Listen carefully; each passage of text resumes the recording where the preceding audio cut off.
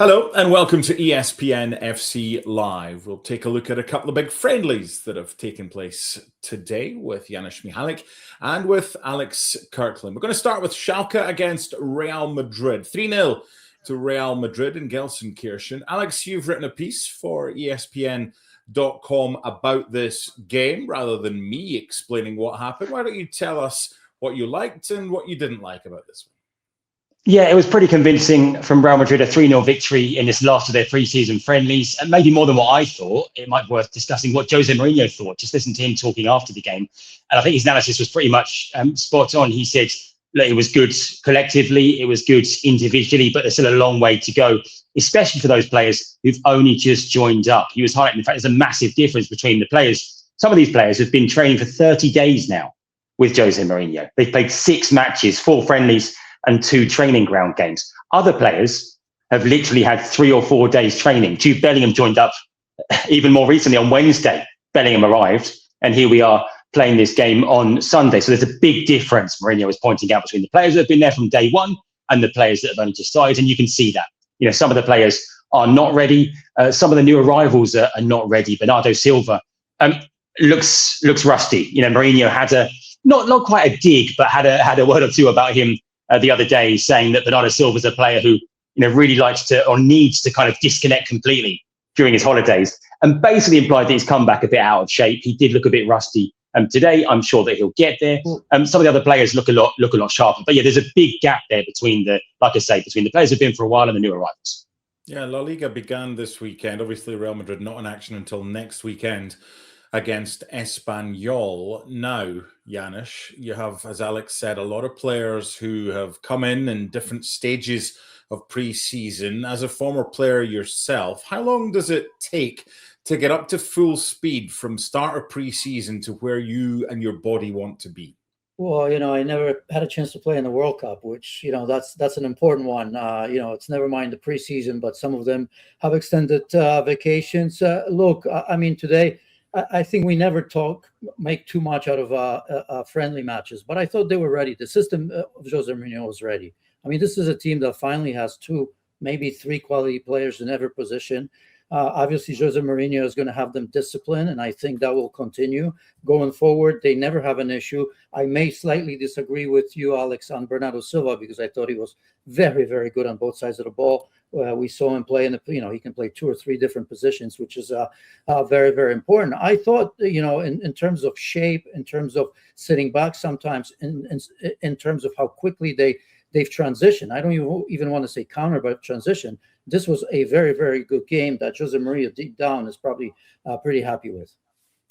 As far as what he's done so far, Alex, you mentioned those 4 games in the 2 training sessions. They're unbeaten in those 4. Each game has had different positives and different negatives. When they get their campaign underway against Espanyol, how ready do you think they will be or can be next weekend?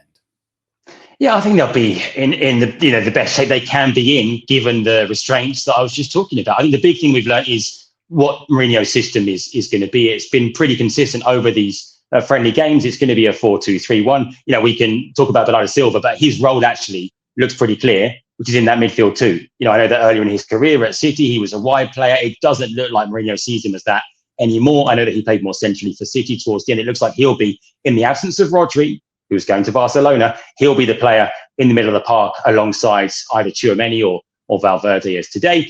We've had Ardagula playing as the number 10. That'll, of course, be Jude Bellingham when he is fully fit, having just been back for a few days. Vinny on one side. We got a first glimpse of Yan Diomande on the right wing. He came on for the last half hour or so. He's a bit short as well, just been with the team for a few days. So like I say, I think the system is pretty clear. And yeah, the strength in depth is there, that even if some of these big names aren't quite sharp, the backup, the number 2, should be more than good enough to perform for Madrid in La Liga. The other big positive, I think, is the form of SP, the big centre forwards who came in from Levante, one of the best young players in the league last season, scored his 2nd goal in pre-season for Real Madrid today. Looks very sharp, looks confident. He's a finisher. He's sort of a pure goal scorer. He's going to be the backup for Mbappe, and I think he's been one of the big sort of good news stories of pre-season. Yeah, Mbappe got the first goal after 16. Halson got the second goal after 20. And SB, as you mentioned, on at halftime for Mbappe, got his second goal of pre-season in the 57th minute. Good young talent coming through. Janusz, Real Madrid are slightly odds against. Barcelona, understandably, having won back-to-back titles, are odds on. We don't really know what to expect from Mourinho this time around at Real Madrid. Do you think he knows and has a fair idea what he can expect? I do. I saw it. I mean, nothing's going to change. Defensive discipline, something that, Real Madrid has always had enough going forward. But we all know what happened last season, maybe even before that defensively. I wouldn't underestimate the pairings in the back, right? Because you have Trent and Conte. They know each other from Liverpool. They understand each other, right? So it's a lot easier for a manager. On the other side, you have Huysen and Cucurella, who's going to eventually play there, right? They know each other from Euros, obviously. So, you still have Dumfries. You have other players that can come in. So that's important. In the midfield, Alex is right. Bernardo Silva will probably play there, but remember, he can play a little bit further up. He can play on the right-hand side because today was close to maybe starting lineup. Brahim Diaz is going to miss out. I think he had a poor game, and he's just, he's a good player, but he's not going to be in the starting lineup. But one thing, the narrative of Vinny and Mbappe is gone. They both like to play on the left hand side. They interchange, which we saw today. Mbappe is the best striker in the world, no questions about it. He's learned how to play that position. Today they interchange. If you remember, on the left hand side, cross to Huysen, who had a very good chance saved, and then to Vinny, who should have finished it really as well. So, I mean, they're deep because Bernardo Silva gives them 3 or 4 options in terms of where he's going to play. So, look, it's all on paper right now, but at this moment, I take the squad of Real Madrid over Barcelona at this moment. Rodri, of course, would change a lot, but at this moment, Real Madrid looks good. Interesting, because Alex, there was an 8-point gap between the two sides last season. Janusz has nailed his colours to Real Madrid's mast. What would give Florent? I'm the opposite normally, but I got to give him credit. I'm good on you. Yeah, fine. I mean, what is the positives? What are you seeing from that? What is Florentino Perez seeing by appointing Jose Mourinho that he thinks, Alex, that this is going to be something that you can go from 8 points back and suddenly beat Barcelona and win the title? Yeah, I think the biggest positive has been the investment in the transfer market. Mourinho being given the tools that he wants, that he asked for, in a way that previous coaches haven't been. I think that Rodri would have been a game changer. I had Real Madrid as favourites with Rodri, certainly. With Rodri going to Barcelona, I think it's much more even. But Mourinho's been given the tools. He's been given the authority. The biggest problem that Real Madrid had last season was the disharmony behind the scenes. With the coach, with Xabi Alonso, with some key players, and then between the players, between teammates, literally coming to blows in the second half of the season. Mourinho can sort that out. There are other questions I think about Mourinho, about whether he still is an elite coach at the highest level who can win trophies, but I think he's got the squads. And I do think if he can sort out the discipline issue and getting everybody on the same sides and sort of pointing in the same direction, I really think they can give a very good go of it and narrow that gap right down and maybe even pit past it to the title. That's a great point, if I may continue, Mark, on that, yeah, sure. on that point, because Ancelotti and Zizou, they had a soft touch with these players. And one of the problems, I don't know if it's going to be a problem, but we haven't mentioned Arda Güler, who was absolutely outstanding. He's the one who should be starting in the number 10 position. I mean, he was wonderful. He's the ultimate creator, right?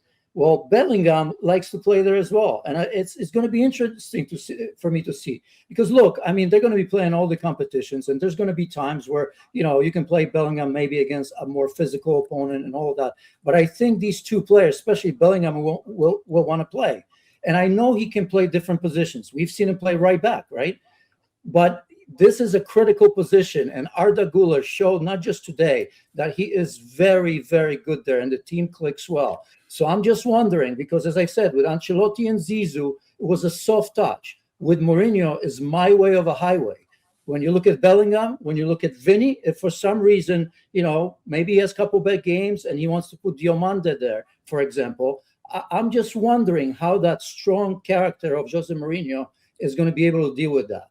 I think that's the intriguing question, because this is a coach that hasn't won anything apart from with Roma when he won the Conference League in 22. He hasn't won anything since 2017. He might be the perfect fit, as Janusz and Alex have just said, with the way he manages. But it's feast or famine here. I don't think there's any middle ground, Alex, because when things go wrong with Mourinho and when he thinks he's getting his way and it doesn't work, it can go spectacularly wrong. So the fact he's gone from this kind of coach who was a little bit more open to a bit more pragmatic, didn't lose a single game in the league with Benfica last year, but didn't win enough and finished third. Are we getting the old Jose back? Can we get the old Jose back? Or are we getting someone, as Janusz says, that it's his way or the highway? And hopefully from Perez's perspective at Real Madrid and the players, it'll be that'll be the right way to go. Yeah, look, like I say, he's got the squad. He's been given the squad and he's been given this opportunity. He's been desperate, Mourinho, to come back to Real Madrid. He's never hid that. He's been open about, wanting to come back if the opportunity ever arose. I don't think he thought it would, but it has, and here he is. And I think he's been given the tools to deliver. I agree, by the way, about Gula. I think Gula's been Madrid's best player in pre-season, the most influential player, the most decisive player in the friendlies they've played.